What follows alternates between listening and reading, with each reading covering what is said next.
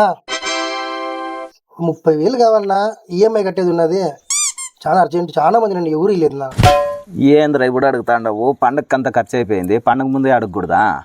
ఇస్తా అంట కదా, 100 రూపాయలు తప్పితే ఏమి లేదురా జేబులో. మీ దగ్గర ఏమైనా ఉందేరా? కాదురా, నీదైనా పండగ ఖాళీ అయింది, నాకు పాడడానికే ఖాళీ అయిపోయింది. ఈఎంఐ కట్టేది ఉన్నది, కట్టకపోతే కన్నా ఈ సిబిల్ స్కోర్ తగ్గుతుంది.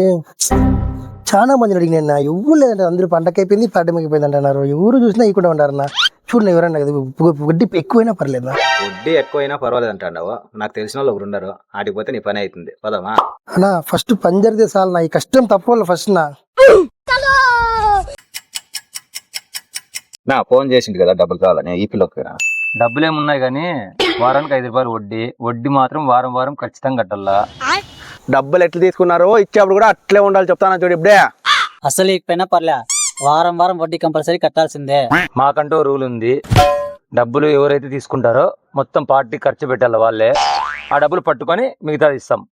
అన్నా అట్లేం లేదు నా, ఈఎంఐ కట్టకపోతే వాడు 3-4 వేలు ఫైన్ కడతాడు. దానికంటే మనకు ఖర్చు పెట్టేది ఏం పర్లేదు నా, మనకేం పార్టీనే కదా, ఇస్తాను రానా, దాని ఏముంది. మందు మానేయాలని ఉన్నది మామా, మానేసే రందిలో పుల్లేస్తాను మామా. నా చున్న పార్టీకి 5,000 ఖర్చు అయింది, ఇంకా 25,000 ఉంది. 25,000 తీసుకొని మొత్తం 30,000. వారం వారం 1,500 వడ్డీ కట్టాల్సిందేనా? నీదే జవాబుదారుతరం. ఇక పాటు బాబు, వాళ్ళు అడిగితేనే ఇచ్చినారు. వారం వారం మనసంగా వడ్డీ కట్టుకో.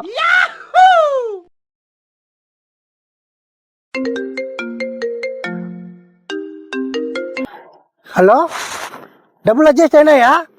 సరే సరే వచ్చేస్తాను.